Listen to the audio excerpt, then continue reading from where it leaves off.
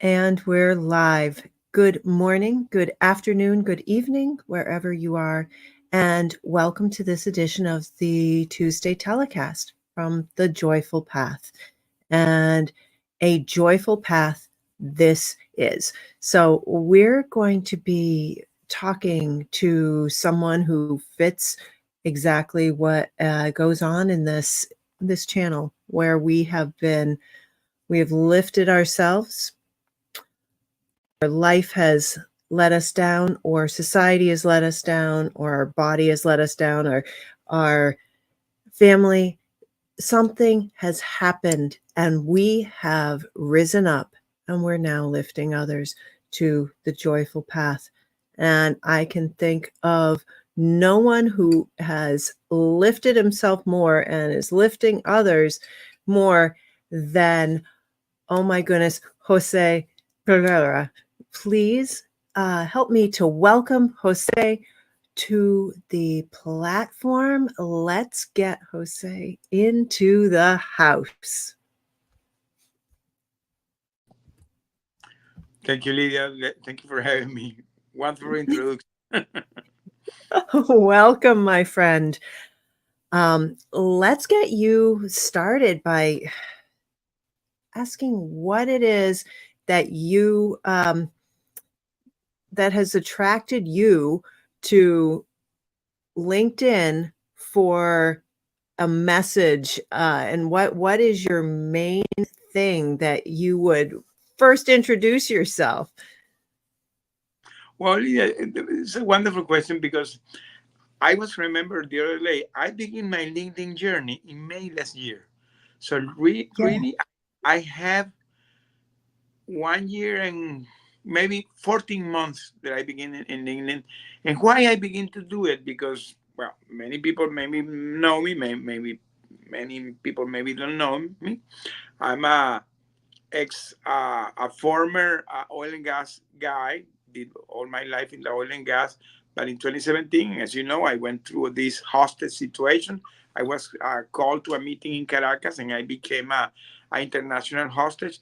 By the way, what you see in, there in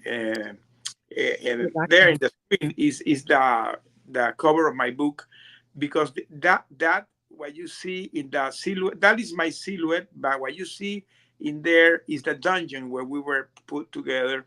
We were 6 guys, and we were thrown in that dungeon during years.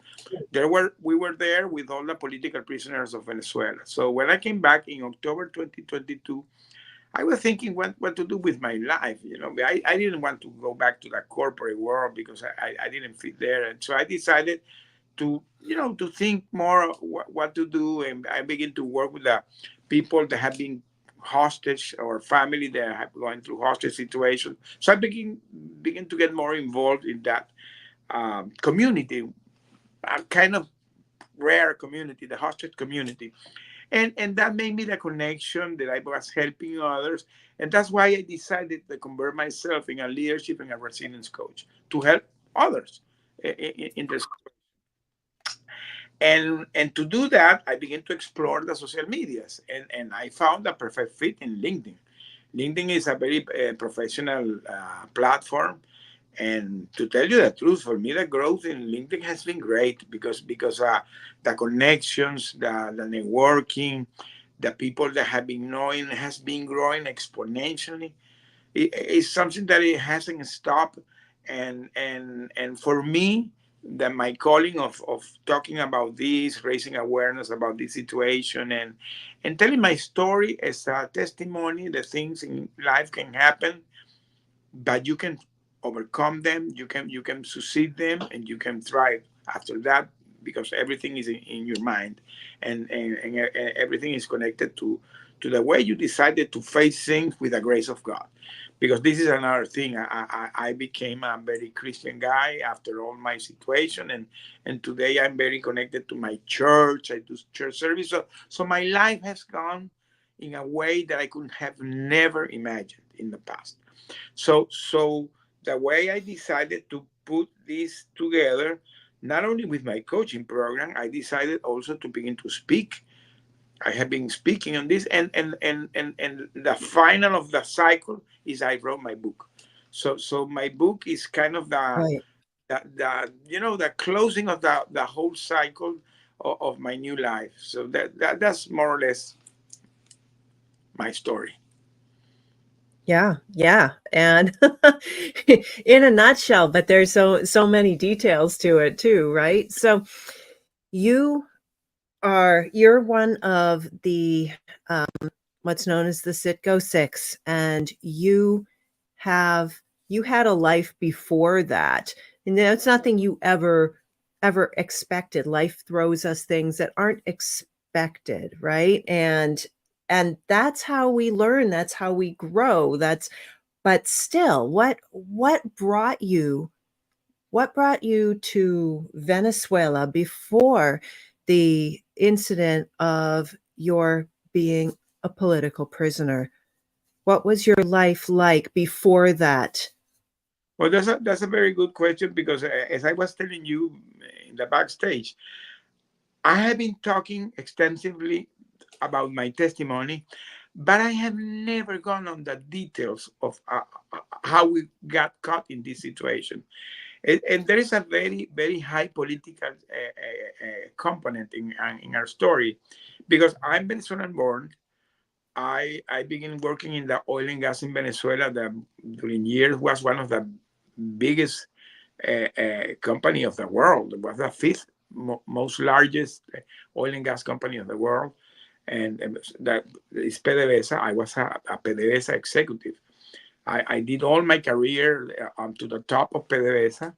And when I came here to the U.S., to the Houston-based company, the Citgo Petroleum, I came as a knee, as an expat. So I was really uh, in my career path. And at the end of the career, I became the CEO of the company. So for my life before this situation was a wonderful life.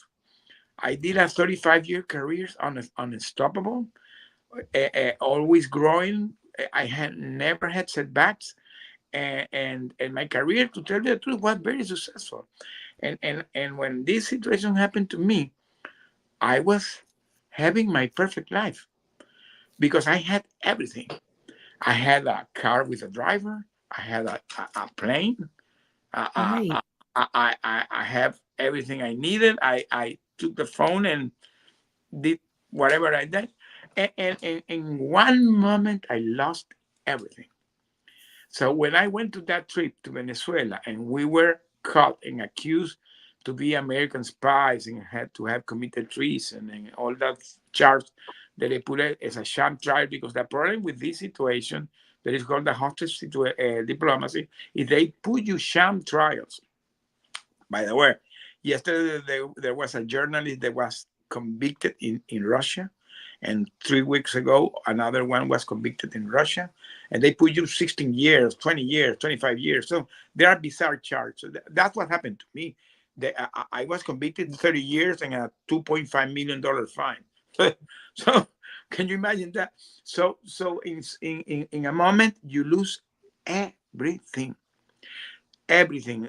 When one moment you're here in the pinnacle, in few minutes you're here, uh, your life totally screwed up. That's why I decided to call my book From Hero to Villain, because I was kind of a hero, and in a Yeah. moment I became the worst of the villain. Because if you go back to the Google the day we were detained, our detention was announced by the president of Venezuela in national TV, that 6 American spies were detained, were caught, and they were making treason, and they were corruption, and we were the worst of the villains. So for us, in a moment, we lost everything. And I can tell you, Lydia, this is something that today I still don't know how we managed those moments, but for some reason of God, we did it.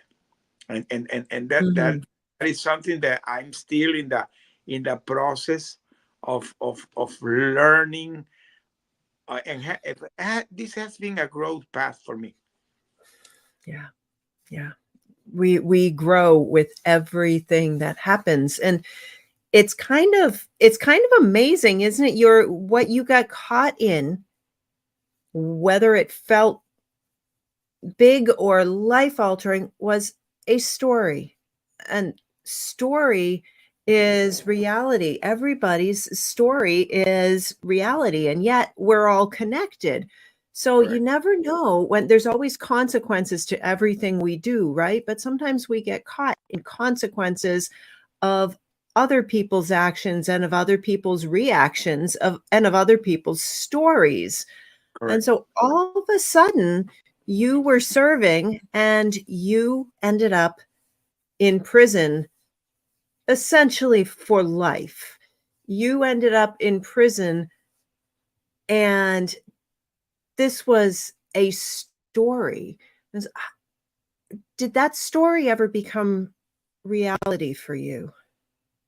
Well, yes, because at some point when you are in that situation, the first thing that you do is deny what's happening to you.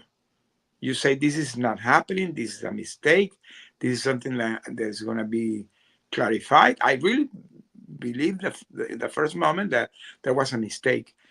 But like some days after, I begin to see what was going on, because you know what happened to us? Let me tell you.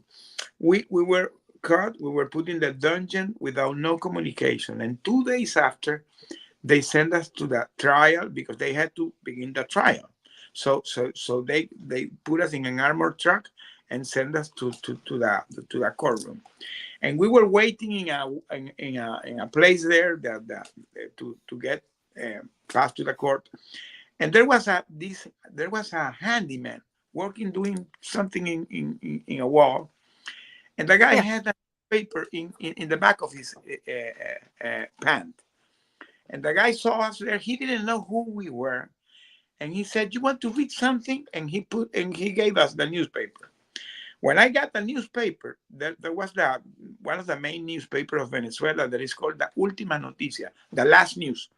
And when I opened the newspaper, I see in the breaking news, they said 6 American spies were caught, and they begin to say there all the charges that they were putting to us. So that was the first time I knew that we were in a very big political situation, because reading in the first page of that newspaper as a breaking news, we said, okay, now this is really serious.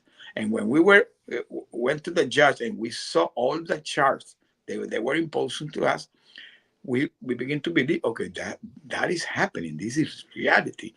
And then comes a process in your mind, because you can continue denying it, or you decided to say, okay, this is my new reality. Let's see how I'm going to handle this. And that's why we decided to do. We said, okay, this is our new reality. So when I went back to the jail, I began to think, okay, Jose, what you're going to do with your life? And I was in a solitary confinement. So when I came back, I was alone. I was alone with my thoughts, and my mind was all over the place. My first thought, Yeah. I can see they were very, very bad. I was having really, really bad thoughts. I was thinking, if this is my reality, being accused of American spy in a communist country, I said, I'm going to stay forever. I'm going to die here in this prison.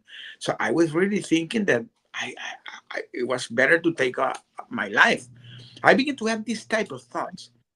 But for some reason of God, it came the other thoughts. They were, no, no, Jose, you have a family, you have your wife that is waiting you have your kids, so then comes the other shift, when you really begin to think, okay, no, I have to overcome this, because I have people waiting for me. And I'm not going to say that was immediately, but you begin to have those thoughts. And as the case begin to evolve, at some point my wife went to visit me. She took the risk and she went to visit me. I received a surprise visit. One day, she came from here to the U.S. There was no direct flight with Venezuela because the country was under sanctions. So she had to do, I don't know, she went through Mexico and from Mexico, Panama, and Colombia, and came by the road. The long story short is that she appeared there, and I have like a 3 hour visit of her. And when she told me about all the things they were doing and working with the American government to get a release and all the things they were doing, there comes another thing that now you have hope. Now I'm having hope. And when you begin to have that hope, because now I have my wife telling me that I remember when I was there and they said, Mr. Pereira, dress up that you have a visit. And I was not expecting nobody. And when I went to the room, they have a room where they do the visit. They call that the fishbowl because it was a room with a lot of uh, windows that they could see you and had mics and cameras. Everything was recorded. Okay, so I told my wife, "Hey, when I saw her, I got like in shock, and I told her, be aware what you say because they record everything." And she said, "No, I'm aware." And we began to talk. We began to talk, and it was like a 3 hour talk. When she went for me, was a game changer. Now I'm having hope, and I can tell you, I can continue how the thing began to evolve. At some point, we were put the six together. Now the six are together. Now we begin to cheer each other because the another thing that for me was kind of magical because we were six guys. I never talk about this. We were not friends. We were not friends. Only one of the guys worked with me. The others, four guys, they were colleagues, but we were not friends. And when we were put together, we began to talk about the story of each other, who we were, what was our family. It was a surprise that we discovered that we were six guys with long-term marriage, more than 30 years each. We had successful careers and we had wonderful families. So we had these three things in common. The six. And for us was like a wow. How long have you been married? 31 years. I had 32. I had 38. So it was like a wow. So and that really make a great connection because now we're connected because we have common things. We have families, we have kids, we have travels, we have memories, and that's what we begin to do. We begin to cheer each other, and we begin to have positive thoughts. And that really, really was a game changer. And the other thing that I always talk is that we create, as I call, a survivor plan. That, by the way, based on that survivor plan, was that I created my coaching program. So this has been kind of evolution for me. But again, Lydia, I'm a man that really believes that always the hand of God was under all that situation. Wow. So there's a lot in the narrative from the live stream saying about hope is a game changer. And there's also, see, you had two things that I see happen, from my experience. There comes a point at which, and my audience has perhaps heard me say this before, but where what's happening, whatever the story is, whether it's someone else's story or our story or the reality, it becomes unacceptable. And we just have to change it. And the moment we determine that this is unacceptable, we need to have another story. Suddenly, God is there. Suddenly, our family is there. Suddenly, we connect to other humans. And we've been connected the whole time, right? But we don't think of being connected because it's just like when we have our different parts of our body that are all connected and we do things with our arms, and yeah, our feet aren't really thinking about that, right? But when as soon as the arm gets hurt, the foot notices. We affect one another, and just like in life, we affect one another. Suddenly, when we put out that idea that, hey, this is unacceptable, this is not life, then all of a sudden we are able to find our connection to others to whom we're connected, find our connection to God, find our connection to hope, find our connection to spirit and to solutions. And all of that kind of came in at once for you, but it wasn't immediate, right? It's Uh, you had to just sit with that and say, is this just hope, or do I have something here? but you know, there is something important in what you say. By the way, everything you're saying is exactly like it happened. So you're really describing the situation because, as I said, when we went to this situation, after 1 year we were put together. So the first time we saw each other after 1 year, this guy came with me in the plane and we were cut the other day. So I didn't have opportunity to talk with them. So I talked with them 1 year after. And one year after, as I said, we begin to know our story, our families, our life, etc. And we decided, okay, let's do something. Because we were six executive, oil and gas executive with more than 30 years each. So there was Mhm. 180 years of experience there. And we began to put a lot of brains and how we were going to handle the situation because we were putting a very tiny room, by the way. It was a very tiny room, 100 square foot. It was like a closet. But now we're Yeah. together. So you say about the connection for us, the connection was inevitable because we were there. So what we really needed to was how to create the condition that we can live with each other, and that's what we did because we created. When we talk about our survival plan, had to do with the eating, with the exercising, with the meditation, with the reading, with the writing, with the having fun because we begin to play domino and with a connection with the spirituality because we begin to read the Bible and pray. So we begin to do all these things respecting the space of the other. We always were trying to respect the space of the other because Yeah. we were in the room. The probability to have some friction, it could have become a nightmare. And I'm not gonna say that we say 4 years.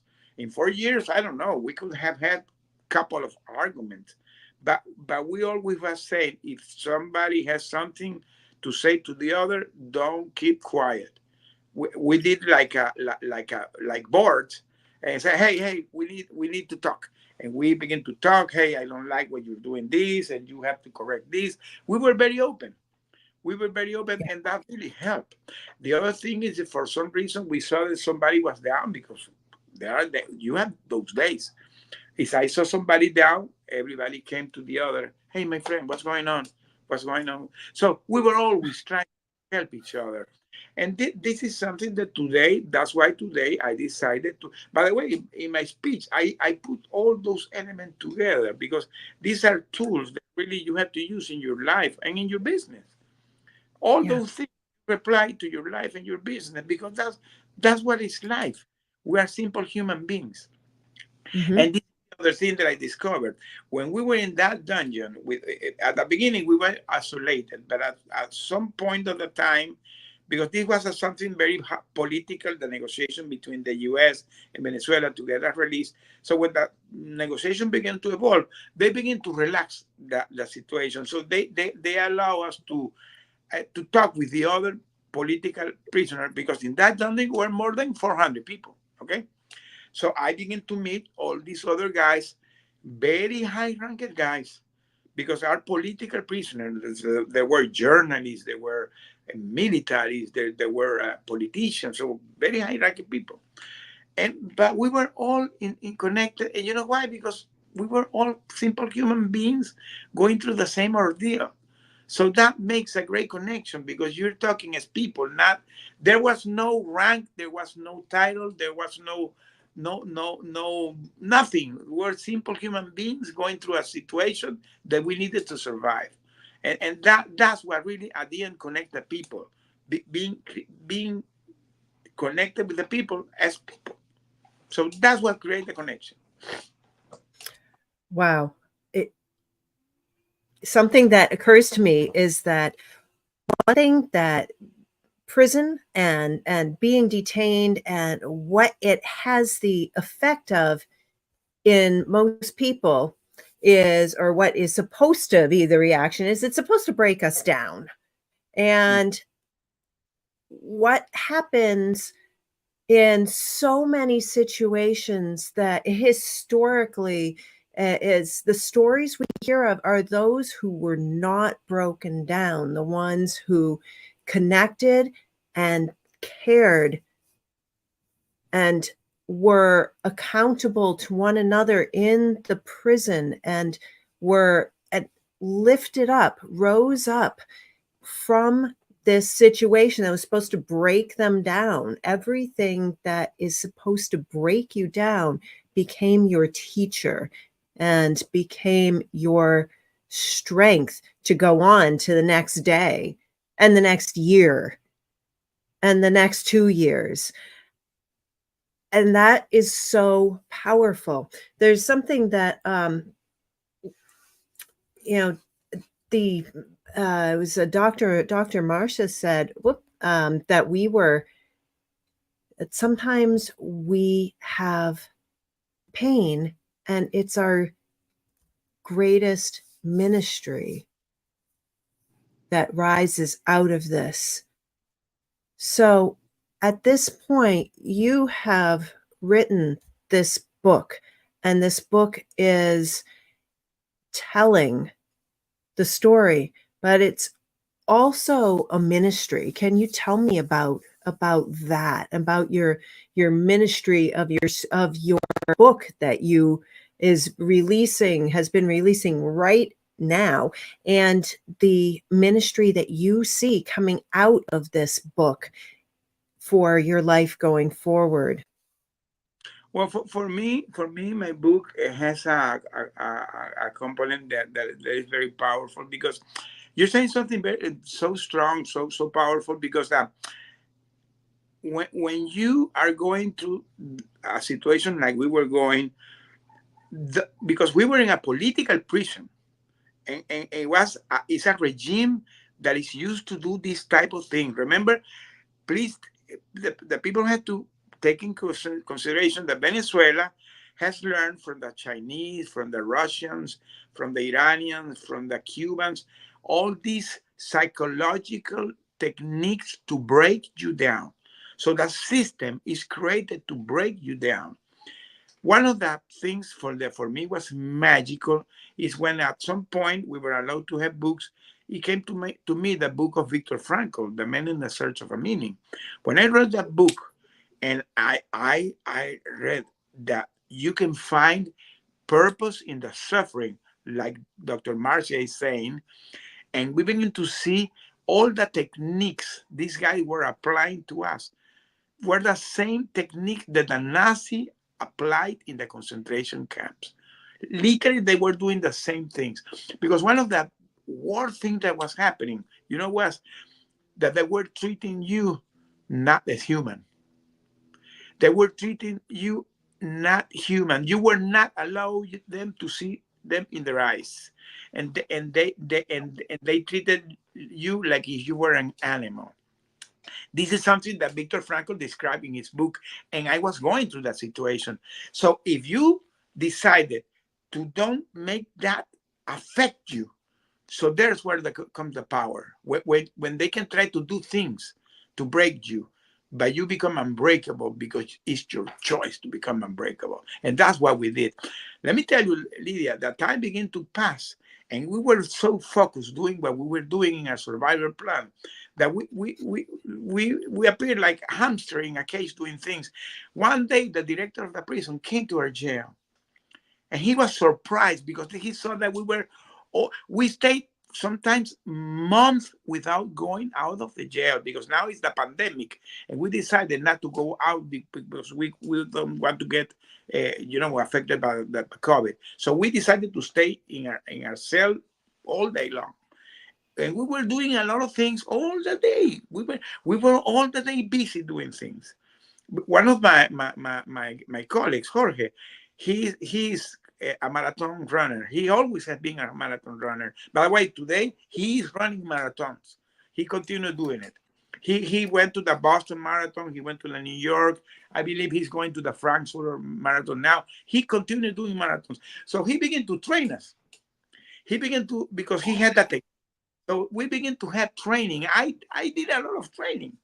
I was doing push-up and things that I have never done in my life. And one of the other guys did meditations, and so we begin to do a lot of things. When the day that the director of the prison came to our jail, he said, "Hey guys, from what planet you come? Are you Martians?" That guy was thinking we were crazy. Well, he didn't know that the crazy were there, were them, because we were very conscious of what we're doing. We were very focused in doing things. And at the end of the night, after we prayed and we read the Bible, one of my colleagues, Alirio, he always shouted out, how he said, "This is one more day, but one less day too." And then he shouted out, "We're going to come back stronger in body and soul and spirit." And we went and we rested in peace. And we did it every day. During years, we did the same routine. During years, the day we came back, I remember my daughter always tell me that when we landed here in San Antonio in a military base, and I was the first person that came out from the plane. When I came from the plane, I see in front, and I'm in the tarmac, and I see a hangar. I saw all the family waiting for us. I see all the silhouettes of the family in the distance. And I came with a suitcase. I had a small suitcase that I had it in a corner. That suitcase, I always remember the movie of Tom Hanks did Castaway, where his balloon. My balloon was my suitcase. I had my Right. suitcase in a corner. I had Right. that suitcase in a corner. I saw the suitcase every day. He said, "You're gonna come back with me. You're gonna come back," and I came back with a suitcase. When I came back with my suitcase, I was with my suitcase, and my daughter said, "Hey, Dad, I saw you like you were coming from a vacation," because I was smiling. And I told her, "You know what? Because why I was smiling? Because I was thinking, you made it. You made it." Yes. Yes. Yeah, I have a question here. Purpose in suffering. What was your personal purpose in suffering? Coming back strong to my family. Coming back strong to my wife and my family. I wanted to come back, not only come back, I wanted to come back in one piece, with my mental health, and not become a burden to my family. I was always thinking in that. So one of the things that I decided to do always is keep my routine. I awake at 6 a.m. in the morning, and I went to sleep 10, 11 p.m. and rested. And I did that routine during all the week, and the Sundays for me was a Sunday. So I treat it like a Sunday. So I tried to maintain the routine, because I was already thinking, if I don't do this, the day I come back, I will become a burden to my family. Can you imagine coming back all broken, having all these issues? I'm not saying that I didn't have issues, by the way. I begin to have PTSD events, but I begin to treat myself. Today, I have a therapist that she see me every Thursday, and we became really friends. By the way, I have that LinkedIn audio with her. so, so, but yeah, my purpose was that, coming back in one piece to my family stronger.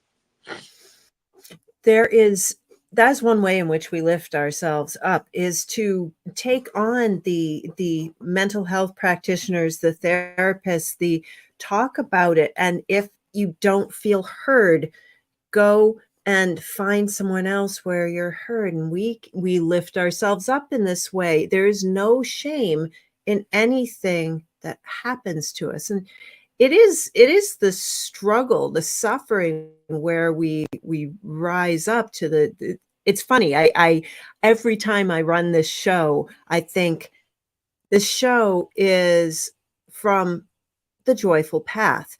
And we talk about things, this is the least joyful sounding path, right, Jose? I mean, this is not what people think of as joy. And we do not need to be happy all the time. We rise to our contentment, we rise to our purpose, we rise to our joy by going through these things and being tested.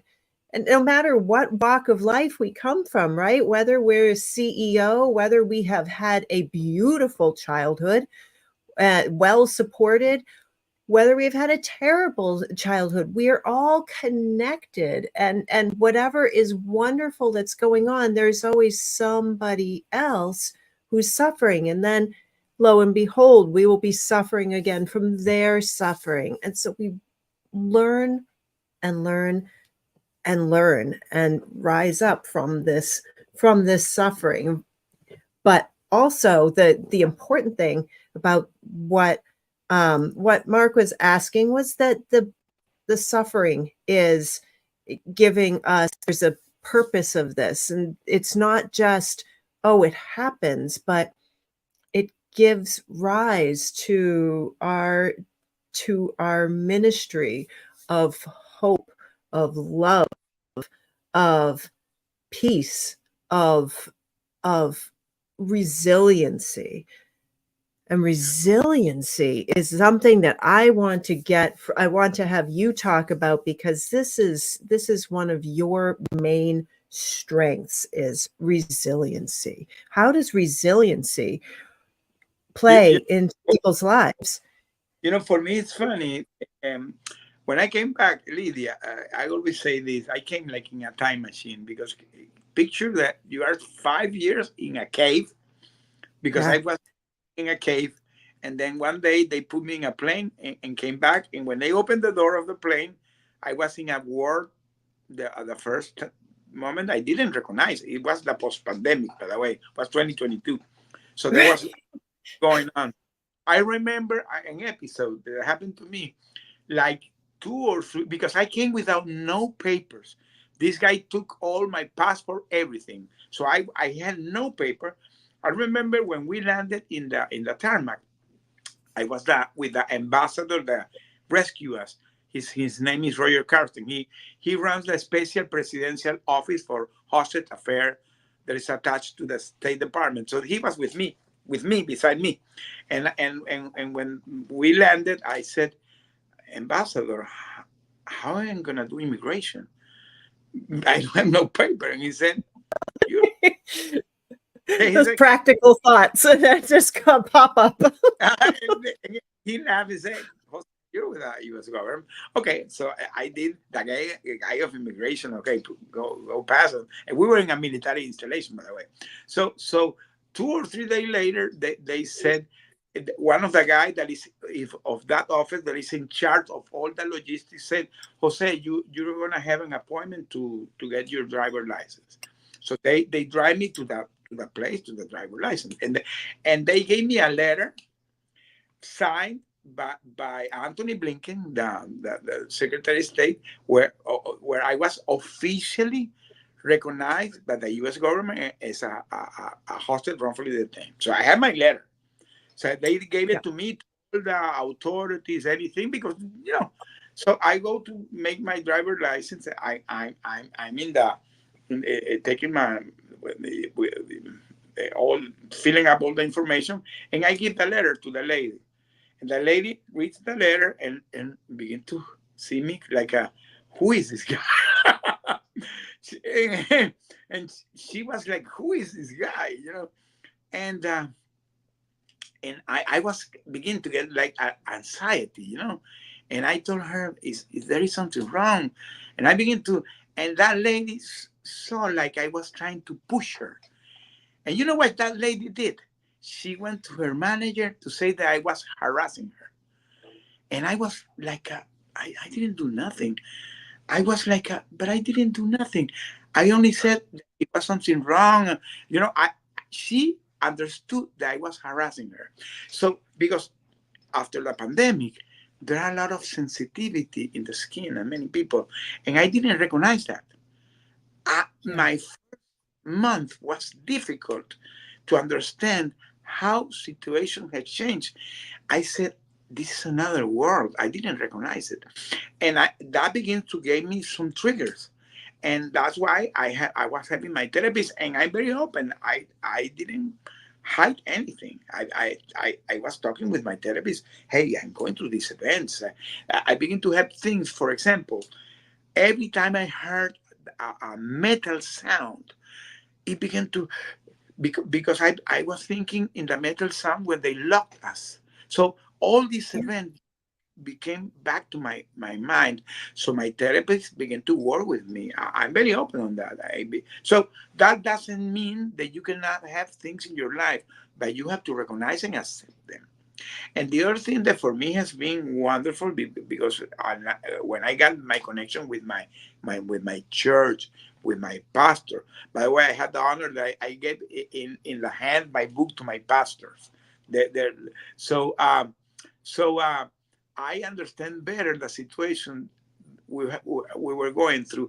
And today I can say that I'm not happen what happened to me. I'm not happy, but I'm happy about the lessons that I learned from that. Because for me, Mm-hmm.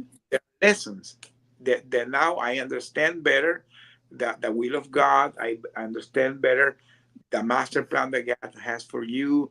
You understand better your purpose. So for me, it's been like a discovery process. All these situations. And always we learn.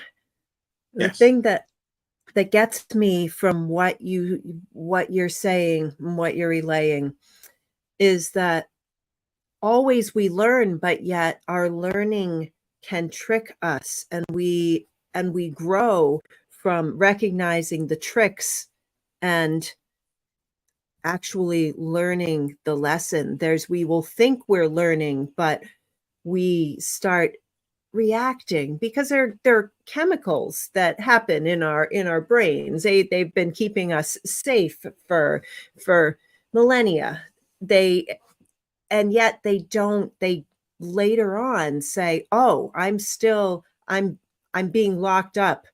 I'm My abuser is coming. I'm being shot at. I'm being, yeah, and this is very, very real stuff. I'm being braided, and I'm being abused now. And we aren't being abused, but we recognize this. And until we say, this is part of me, and this is what I can rise from and be stronger, until we say that that is our lesson and our teacher, uh, we can be in this place of being traumatized and say, don't trigger me. Don't, like, I love a good trigger personally, because it tells me, I mean, I may cry my eyes out. I may have a really bad day and I'll have to excuse myself because, hey, I'm having a bad day. Don't pay any attention to me. It's just, me reacting. It's just nonsense. It doesn't happen too often because I've worked really hard through my triggers and through my those things, those chemical reactions and those bodily reactions, and I'm supported because of that. still you'll be triggered sometimes still, I'm sure, Jose. Yeah, I mean, we but it gives you a good chance to, it's another lesson. It's a big lesson. It's a supported lesson if we just release to it and surrender to the lesson. Yeah, that's true. By the way, yeah, triggers you will always have. The good thing is now you can recognize it, and you can know how to handle. For example, sometimes I'm with my wife and we're driving. We're doing several church services, so we are doing it together. And I don't know. She decided that when we're going, she's driving. She doesn't want me to drive because she doesn't like how I drive. So we decided. So I'm the co-pilot and she's the driver. But I don't like also how she drives because she kind of rude driving. But well, anyhow. But the point is, I, I'm with her, and then I begin to say, hey, slow down here. Hey, don't do this. And she comes to me and says, are you going to tell me how I'm going to drive? If you want, going to stop, I'm going to give you the car. So that sometimes that can get me triggered because I see that, and at the beginning, I can tell you, I went through some situations, but at some point I decided, okay, let's handle this. Let's handle this. So now I recognize that could be an event of trigger that now I handle it. So, that's part of the life. It is part of life, and but this is what you've just dropped is so much wisdom. The way in which we relate to those we love is with our worst selves sometimes, and our most open and vulnerable selves, and that can lead to some push and shove, and all of our stuff comes up. And so these lessons, it's not just about surviving the death, the plague, the detainment, the abuse, the things. It's also about how, when we've come up after, we relate to those we love, and we therefore can experience love more. It's not, if we again release to that lesson, surrender to what is happening here, and try to not react to it for just a minute or two, and give ourselves grace if we do, because we're human, we react. But to actually try to step back and breathe and realize that everybody has these ways in which, especially when we're vulnerable and open, that we are, based on those assumptions that our brain makes, and it affects our everyday life with our family, our friends, our loved ones. Well, this is a really important thing that you're bringing up. Yeah, and to tell you the truth, Lydia, when I came back, because when you come back, people think that, happy ending. No, it's not a happy ending. It's a new beginning. And I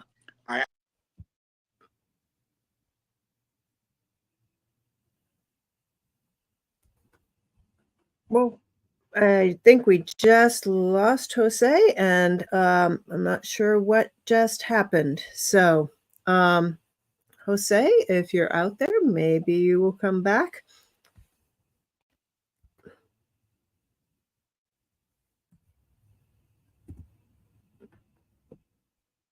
All right, we are still live, and we just lost Jose. I don't know if he lost internet or lost power. So we're going to take a moment. I would be happy to entertain any questions. If you have questions and want to drop them in the chat. So Lisa says, Jose's story is so incredible. It really shows you the power and hope and prayer, no matter what your situation is. I agree, Lisa, and I am so happy to have had him in here, and I'm thinking he may come back. Regardless, if you have anyone who has come up in your life, who is your who has been a mentor, an inspiration from your church, from your community, from your online community, from your work, from your neighborhood, someone who has risen up, whether you know this or not, but is lifting others, please send them my way. I want to have conversations with the people who are, oh, Jose, can you, I just got a message from Jose that kicked him off. So let's see if we can get you in and end this show with you. Let's get you here and get the link back to you, my friend. Unless there was something that you, let's see.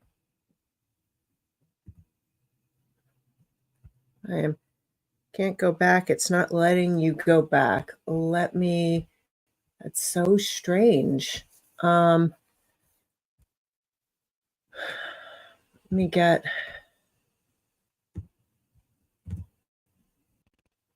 this link.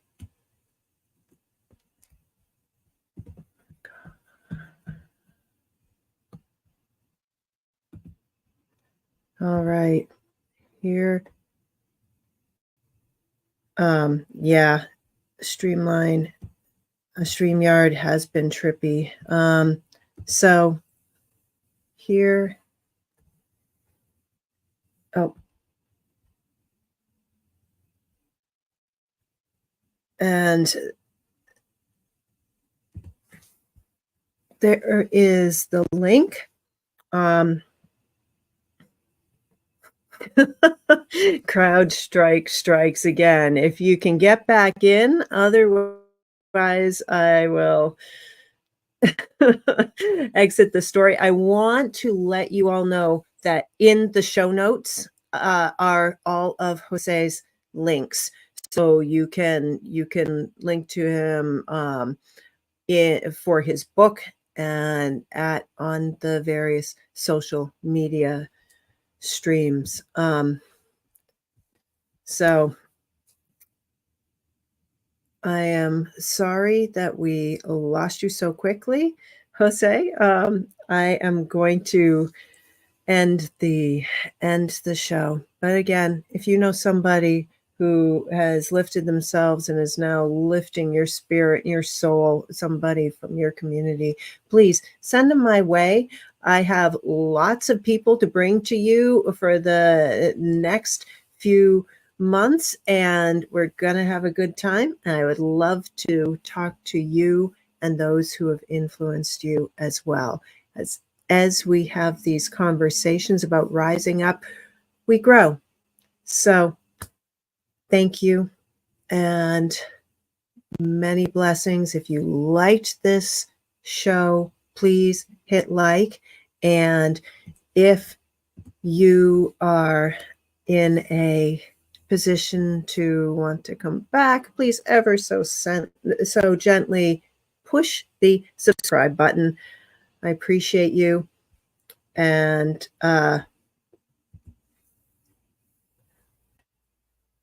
here's Jose. Much love to you, my friend. Much love to all of you. And I will see you. Keep the conversation going. I will see you next week. Ciao.